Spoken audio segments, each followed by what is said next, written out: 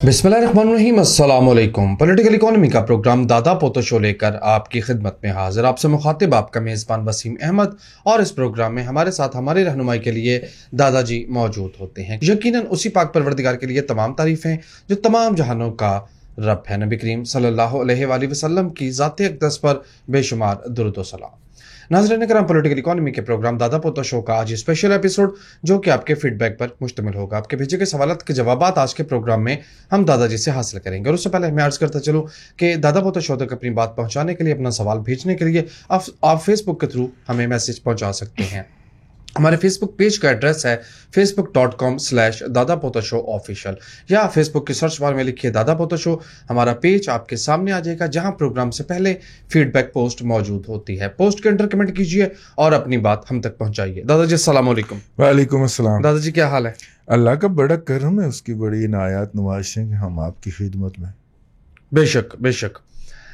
पहला मैसेज ही बेनामी है, किसी इदारा जाती अकाउंट से भेजा गया है। पूछा यह गया है कि दादाजी आप कहते हैं कि सीधे तरीके से स्टॉक मार्केट में क्यों नहीं आते? अवाम तो इतने एक्सपर्ट नहीं है, क्या अवाम ने सारी उम्र जाहिल ही रहना है जी। हमें 10 साल हो गए अवाम को पढ़ाते पढ़ाते। अवाम ना पढ़े तो फिर हम क्या करें? हमको घोल के अवाम को पिलाएं सर। हम यहाँ पे बैठते हैं और काफ़ी ज़्यादा स्ट्रगल करते, तो बस फिर हमारे पास तो यही इंस्ट्रूमेंट है जी अवाम को पढ़ाने का, तो और हम पढ़ाने में लगे रहते हैं। अवाम नहीं पढ़ती तो भाड़ में जाए, मैं तो यही कह सकता हूँ। मैं तो अपनी ड्यूटी पे हाजिर हो जाता हूँ जी। कोई आता है आए, नहीं आता ना आए, हमारी ड्यूटी लगी हुई है। हम आगे हफ्ते में 6 दिन ये ड्यूटी सर अंजाम दे के घर चले जाते हैं, ठीक है ना।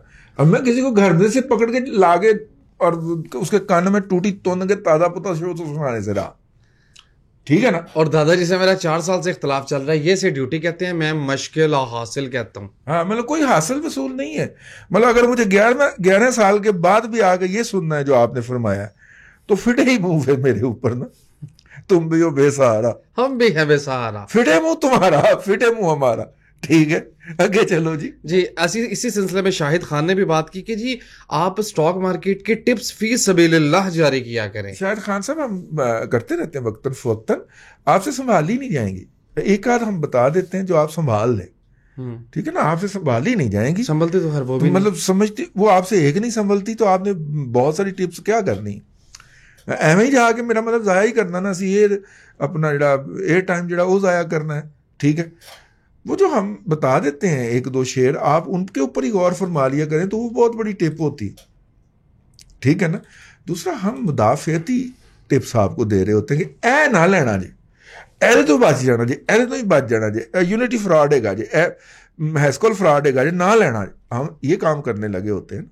बाकी पूरी वसी है मार्केट, जाए उसके अंदर, क्योंकि बहुत बड़ा अच्छा उसका अगर पैटर्न बन रहा होता है फ्यूचर का, वो भी हम बता देते हैं और पूरी ईमानदारी से बताते हैं, ठीक है। और यहाँ ये बात, लोग लाखों कमाने के बाद ना 600 रुपए का एक गोरमे का मिठाई का डब्बा हमारे दफ्तर छोड़ जाते हैं। भाई हमें शुगर हो गई ना क्या करें, मेहरबानी वो आप संभाल के रखा कर। अच्छा, और यहाँ पे याद रखने की बात यह है कि दुनिया भर में स्टॉक मार्केट के यार, एक हकीम साहब ने, ठीक है, वो पिछले 3 साल तो मेरे घर मूंगफली पहुंचा रहे हैं, अजय तक नहीं पहुंचा पाए। अच्छा, नहीं पहुंचे? हाँ, आज फिर 2 पार्टियां आई ने अपने घर का एड्रेस दसो सी मूंगफली पहुंचा। मैं क्या सर, बड़ी मेहरबानी, बहुत मेहरबानी सर, हाथ जुड़े वेख लो तुसी जी। हकीम अजमतुल्लाह साहब यकीन है, वो पिछले 3 साल तो ना मेरे घर मूंगफली पहुंचाने लगे हुए ने। वो जी मैं पहुंच गया वहां, अच्छा जी मैं आ रहा वहां, मैं आ जावा। कमाल है वैसे।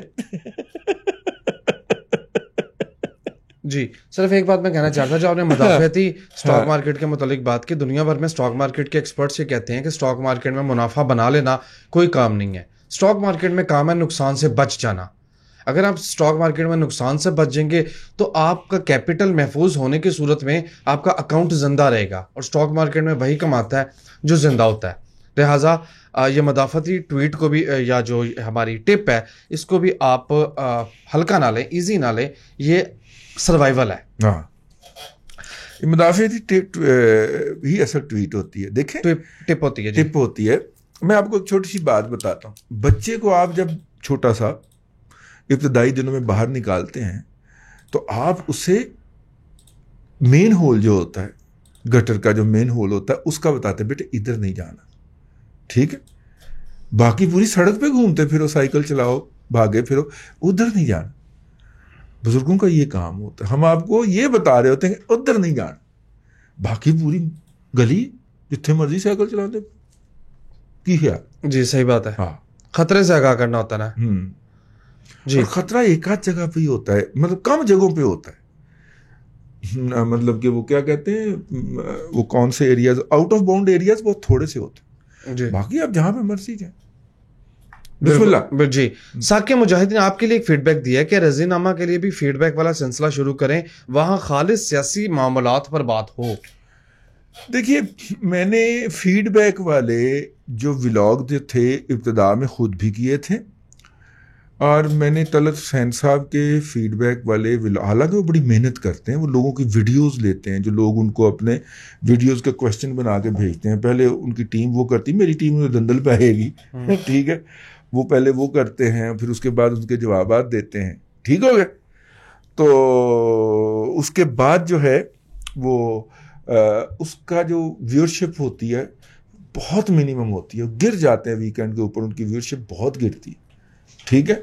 और उसकी वजह यह है कि लोग दूसरे की शक्ल देखने को तैयार नहीं है, ठीक है ना जी। लोग एक दूसरे की शक्ल देखने को तैयार नहीं हो, कहते भैन तेरी दुकान बाटा की दुकान ते आए तो बाटा की जुत्ती विखाओ ना। कंज्यूमर का भी तो मिजाज है ना। आप हमें जो है वो शदरे में बनी हुई जूती क्यों दिखा रहे हैं? जो बाटा की मोहर जिस पे लगी वो जूती दिखाएं, क्योंकि हम बाटा के स्टोर पे आए। लोगों का ये रवैया है कि हम आपकी बात सुनने आए, आप दूसरे की शक्ल, आप दूसरे का क्वेश्चन क्यों हमें सुना रहे हैं? आप अपनी फिलॉसफी सुनाइए। तो उसके पेश नज़र हमने फिर इस तरफ हाथ नहीं बढ़ाया। वो भी बेचारा उकता के ना बंद कर जाएगा। तलत भी कुछ दिनों की बात है, जितना उसके कम व्यूज इन वीडियोस के आते हैं जो फीडबैक के ऊपर मुश्तमिल होती हैं, मेरा ख्याल है कि सर्वाइवल लेना नहीं यार चैनल ने। व्यूज नहीं आएंगे तो चैनल रेवेन्यू जनरेट नहीं ना करेगा, तो बंद हो जाएगा, ये सारी लाटे शाटे बंद हो जाएंगी, लाटे शाटे बंद हो जाएंगे, ठीक है। हाँ जी। हुमायूं हयात का मैसेज है कि इन्होंने एक कुरेक्शन नुमा मैसेज भेजा है। कहते हैं दादाजी आपने जो कुछ प्रोग्राम पहले बात की कि वो जो 30 कवानीन पास हुए थे 6 अक्टूबर 2020 23 जी, कहते हैं जो 1973 का आइन है उसका रूल्स 15 की क्लॉज 1G का स्केड्यूल 5A, उसमें तो पहले ही प्राइम मिनिस्टर के पास ये इख्तियारात मौजूद हैं कि ग्रेड 17 और उससे ऊपर के तमाम सरकारी मुलाजमीन की जो है तैनाती वो वज़ीर आज़म के ऑर्डर से होगी। कानून नहीं थी, मैंने आपने अगर गौर से सुना हो, उसके लिए एक खास टर्मिनोलॉजी बोली जाती है, अब वो टर्म भूल गए। ऑर्डिनेंस तो नहीं है, SOP एक होते हैं, एक SOPs तो सिविल साइड पे कहा जाता है ना, उस साइड पे एक उसका अल्टरनेटिव लफ्ज इस्तेमाल होता है। उसके अंदर तरमीम की गई थी 20 को, उसके अंदर तरमीम की गई थी, ठीक है। कानून मौजूद है, आप बिल्कुल दुरुस्त फरमा रहे हैं, उसके अंदर तरमीम आई थी। आप उसके लिए ज़्यादा तफसील में जाने की मुझे ज़रूरत नहीं है। अपने सईद चौधरी साहब ने 3 या 4 दिन पहले एक व्लॉग किया है इसके ऊपर, वो आप सुन लीजिए। उन्होंने बड़ी डिटेल के साथ कानूनी आईनी हवाले के साथ बात की है, और पूरा जो अमेंडमेंट है वो डिस्प्ले की है। तो वो अमेंडमेंट थी, तो उसके तहत ये इख्तियारात तसरीह के साथ प्राइम मिनिस्टर को दे दिए गए थे। चूँकि इस मुल्क के अंदर 36 साल तक तो, मतलब कि 35-36 साल तो मार्शल लॉ रहा है ना, तो उस वक्त तो कोई पूछ नहीं ना सकता। उस वक्त तो जो सदर होता है वो आप ही चीफ ऑफ आर्मी स्टाफ को एक्सटेंशन दे जा रहा होता है, क्योंकि सदर भी वही होता है, चीफ ऑफ आर्मी स्टाफ भी वही होता है जी। वो अपने आप को खुद ही एक्सटेंशन दे के तो आह जी असी जीत गए, आह जी असी जीत गए, अपने अपॉइंटमेंट खुद ही खा रहा था, ठीक। तो इसलिए उन दिनों की तो बात ना कीजिए। दादाजी वैसे मैं पढ़ रहा था कि ज़ियाउल हक साहब जब सदर थे तो उन्होंने जनरल अख्तर अब्दुर्रहमान को 11 साल DGISI रखा, क्योंकि सदारत का होता था ना उनके पास और उन्हें सूट करता था। तो अगर इमरान खान साहब फैज़ हमीद साहब को रख लेंगे तो क्या दिक्कत है? हाँ ठीक है, रख लें, मुझे तो बड़ी खुशी होगी, क्योंकि सानू तो जिन्नी पैनी सी कुट पै गई है, लेकिन उससे मुल्क जो है वो फैज़ हमीद साहब से बच जाएगा, क्योंकि वो फिर आर्मी चीफ नहीं ना बन पाएंगे। अच्छा, तो इसका मतलब है तो मुल्क बच जाएगा जी उनसे, अदरवाइज तो फिर उन्हें आर्मी चीफ बनना है, और जब बनाया जाना है 10 साल प्रोजेक्ट का हिस्सा है, तो फिर उन्हें कोर कमांड करनी है। हाँ, वो ये तरमीम भी करवा लेते कि जनाब कोर कमांड करना कोई ज़रूरी नहीं है, या ISI को कोर करार देते हैं। नहीं वो तो वो है, वो यही तो उनकी ख्वाहिश थी ना कि कोर कमांडर उनको बना दें, लेकिन इजाफी चार्ज ISI का दे दें तो दे सकते थे, क्योंकि जब वो DGC थे काउंटर इंटेलिजेंस, तो उसी वक्त ही जाके उन्होंने शौकत अजीज सिद्दीकी को धमकी लगाई थी ना कि हमारी जो 2 साल मिन्नत ज़ाया हो जाएगी। तो 2 साल हो चुके थे ना उन्हें DGC बने हुए, ठीक है ना। उनके कहने के ऊपर अगर हेड चेंज हो सकता है अदारे का, जबकि वो लोअर लेवल के रैंक के अफसर थे, तो फिर तो कुछ भी हो सकता। तो ये सारी वायलेशन तो हुई है ना, अब इनको तो नहीं आप कहीं ले जा सकते हैं जी, कोई नई बात तो नहीं है ना जी। नेक्स्ट मैसेज शाहिद अली का है, कहते हैं दादाजी कर्जों की इतनी लंबी चौड़ी फहरिस्त तो बना दी जनाब इमरान खान साहब ने, ये फरमा दीजिए कि ये कर्जे कौन, कैसे और कहां से वापस करेगा। ये तो पता नहीं कहाँ से आएंगे, लेकिन आप और मैं अदा करेंगे, हमारी जेबों से निकलेंगे या हमारी आइंदा नस्लों की जेबों से निकलेंगे, ठीक है। हाँ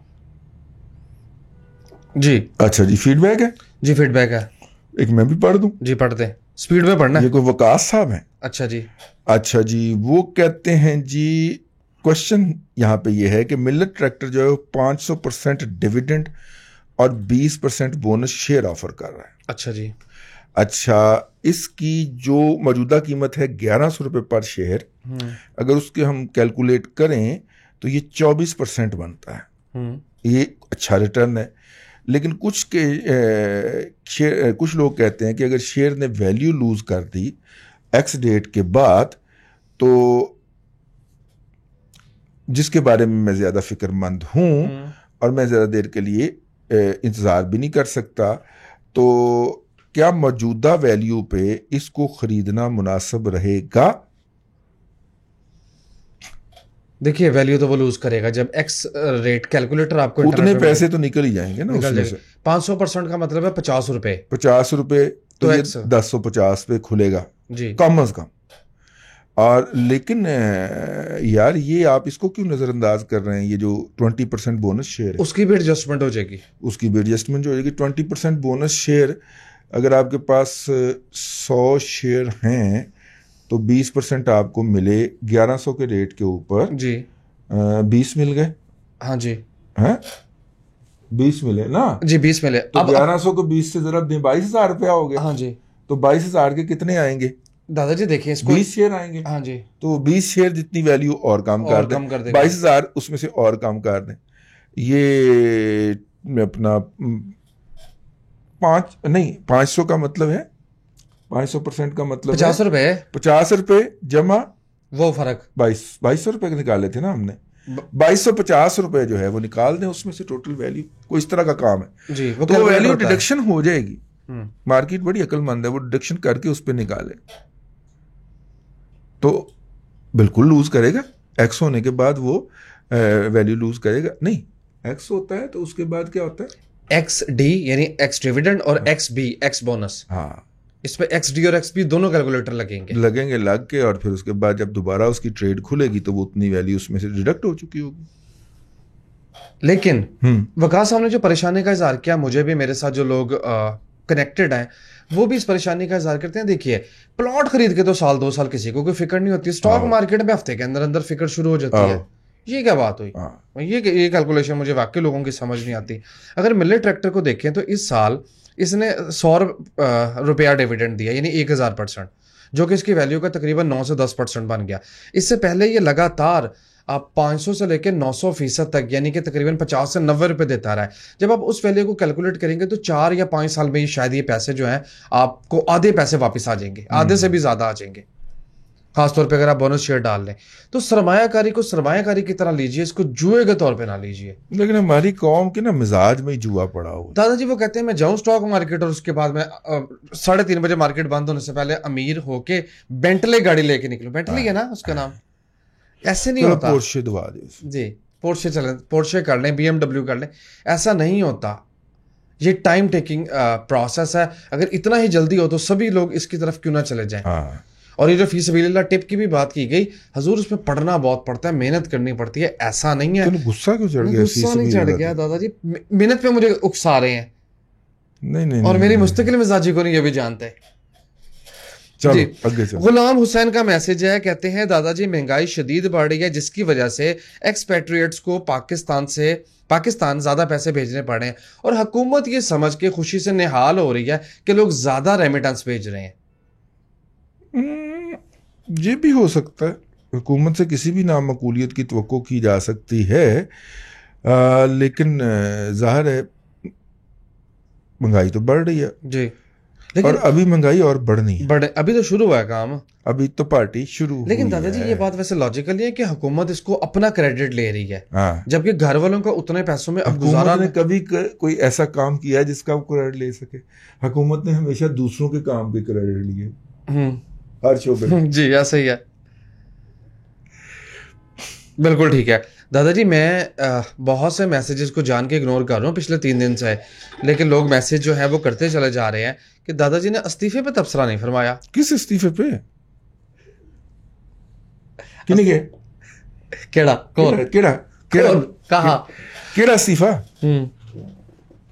किसी ने देता है? दिया तो है, इस्तीफा तो नहीं, इस्तीफा तो कोई नहीं हुआ, ट्रांसफर ही हुई है यार, वो उनका महकमा जाती मामला है तो ठीक है वो करें उसको, सिंपल इज दैट। हाँ जी अच्छा जी। मून का मैसेज है, कहते हैं दादाजी आप अपनी मौकफ पे, अपनी बात पे, अपनी राय पे कायम है कि रेमिटेंस जो इतनी ज्यादा बढ़ रही हैं ये पैसे को चक्कर लगवाया जा रहा है? मैं बिल्कुल कायम हूँ इस बात पे। दादाजी सीधे ही हो जाते हैं आप तो। IMF जो है उसके यहाँ से कोई अच्छी खबर आने दे तो देखिएगा कि डॉलर का नीचे का सफर शुरू होगा। पैसे 72-73 के ऊपर लोगों ने बहुत ज्यादा मंगवा लिए, अब देखिएगा रेमिटेंसेस को एक जंप लगेगा। अच्छा जी, उसके बाद मनी वाइटनिंग होगी, फिर पैसा चला जाएगा। ठीक है, हाँ ठीक है, ठीक है जी। अच्छा जी आगे चले, और नेक्स्ट मैसेज मेरे पास अनिल का है, कहते हैं दादाजी क्या दुबई इतनी अच्छी डेस्टिनेशन है कि पाकिस्तान से जितना भी पैसा टैक्स एवेडेड होता है वो दुबई जाके पार्क होता है? क्यों, दुबई में क्या खास बात है? नहीं दुबई में नहीं होता। इमरान खान साहब का जो पार्क हुआ है वो ब्रिटिश वर्जिन आइलैंड में हुआ है, बहामास के अंदर हुआ है, मुबैना तौर पे। शफात साहब का देख लें। ठीक है, नहीं शफात साहब ने तो और हरकत की थी जो हम बयान नहीं कर सकते। शफात साहब उस कोर कमांडर लाहौर थे जब लाहौर में प्रॉपर्टी का बूम आया था। 20 लाख वाला प्लॉट जो था वो 1.25 करोड़ पे चला गया था DHA का। उस वक्त मेरा मतलब है कि वो छोड़ें इन बातों को, तो वो उस वक्त लाहौर में थे। जी पढ़ो नेक्स्ट मैसेज। अच्छा जी, तो बात इन्होंने क्या कही थी, दुबई डेस्टिनेशन क्यों है? हाँ तो दुबई बेसिकली अपने आप को टैक्स फ्री कहता है ना, तो टैक्स फ्री के ऊपर आप फिर वो आपको सोर्स ऑफ इनकम नहीं पूछते, अगरचे आपको शायद ये इल्म हो कि FATF के ग्रे लिस्ट में दुबई भी है। अच्छा, अब उन्होंने पूछना शुरू कर दिया पैसा कित्थों आया भैन, ठीक है ना जी। हाँ, लेकिन मोस्टली वो नहीं पूछते, और ख़ास तौर पे करजई को तो अपना वो क्या था, वो अफगान सदर भागा है दुबई, अब्दुल्ला वो नहीं यार, करजई, हामिद करजई तो अशरफ गनी, डॉक्टर अशरफ गनी को तो उन्होंने बिल्कुल नहीं पूछा ना, पाया जहाज भर के डॉलरों का लेके आ रहे हैं किधर, नहीं। तो वो भी सिलेक्टिव किस्म का कानून आप पे और मेरे पे लगाते हैं। जी नेक्स्ट मैसेज में दादाजी बेनामी सा मैसेज है और इख्तलाफी नुक्ता पेश किया गया, कहते हैं दादाजी शहबाज शरीफ के लिए लाहौर ही पंजाब था, उस्मान बुज़दार के लिए डेरा गाजी खान ही पंजाब है, मेंटालिटी में फर्क क्या है? नहीं सर आप ऐसा ना करें, ज्यादती करते हैं। शहबाज शरीफ साहब जो हैं उन्होंने अपने 10 साल के अंदर साउथ पंजाब के लिए बजट बढ़ाया था, पहली बात ये।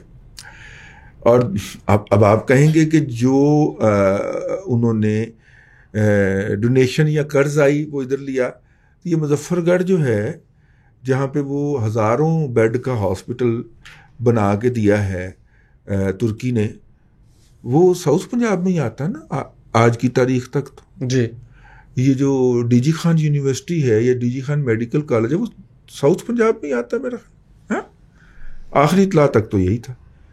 सर बहुत सारी चीज़ें वहाँ पे इजाफी और ज़्यादा हुई हैं, सिर्फ इलाका जो नज़रअंदाज है लम्हा मौजूद के अंदर वो वेस्ट पंजाब है, और वो है ये लइये का इलाका, भक्कर का इलाका। और शायद उसकी ये वजह है कि दरमियान में कोई बहुत बड़ा सहरा आ जाता है, ठीक है। फिर आबादी कम है, कॉन्स्टिट्यूएंसीज थोड़ी हैं, और फिर जो है बड़ी स्ट्रॉन्ग किस्म दरिया गुजरता है साथ से, दरिया सिंध।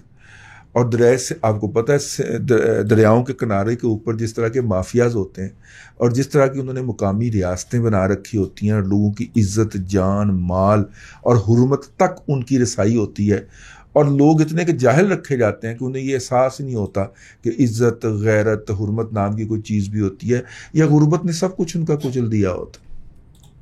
ठीक होता है ना। शायद इसलिए भी, हालांकि अगर तालीम के हिसाब से देखा जाए तो वहाँ के जो लोग हैं वो तालीम के हवाले से पढ़े लिखे तरीन लोगों में शुमार होते हैं। तालीम के बावजूद वहाँ पे गुर्बत होना, ये मुझे दो चीज़ें कभी समझ नहीं आई। ठीक है ना।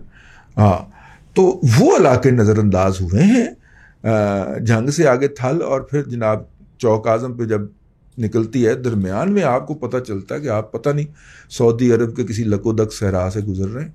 तो ये ज्यादती इस इलाके के साथ ज्यादती हुई। थोड़ा सा ऊपर जाए तो मियाँ वाली आ जाता है, तो वो भी फिर उसमें ईसा खेल, मूसा खेल वगैरह जो आ जाते हैं इलाके, वहाँ पे भी ठीक है।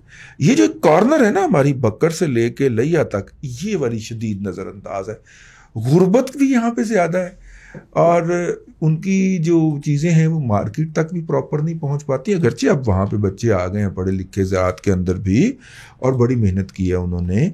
और नॉन ट्रेडिशनल क्रॉप्स जो हैं हमारी, ख़ासतौर पे पल्सेस जो हैं, ये मूंग बहुत उगती है उन इलाकों के अंदर, छोटी होल्डिंग है, ज़्यादा मेहनत करता है किसान अपने सर्वाइवल के लिए, तो वो ज़्यादा उगती है, तो ये अपनी जगह पे है।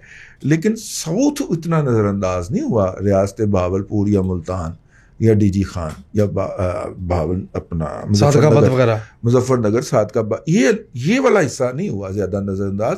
ज़्यादा नज़रअंदाज हिस्सा हुआ है मगरबी पंजाब। कोई मेंटालिटी सेम नहीं है।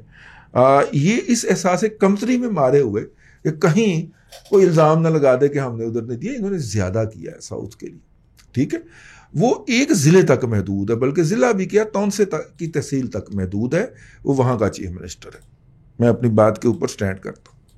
आगे चलो जी, वाइंड अप कीजिए, बस खत्म हो गया जी। लें सामीन इकराम, आज के लिए इतना ही। फीडबैक हमें ज़रूर दिया करें, हमारा ये जो विलाग है उसको भी देखा करें। अल्लाह आपको आसानियाँ अता करे और आसानियाँ खल्क़े खुदा में तकसीम करने की तौफीक। आमीन। दादा जी बेहद शुक्रिया। नाज़रीन करम, पॉलिटिकल इकोनॉमी का प्रोग्राम दादा पोतो शो और आज की ये स्पेशल एपिसोड जो कि आपके फीडबैक पर मुश्तमिल थी, आप देख रहे थे। मैं उम्मीद करता हूँ कि आज का दादा पोतो शो आपको पसंद आया होगा। वसीम अहमद को दादाजी के साथ इजाज़त दीजिए। इंशाअल्लाह अज़ीज़ आपसे मुलाकात होगी कल तक के लिए अल्लाह हाफ़िज़।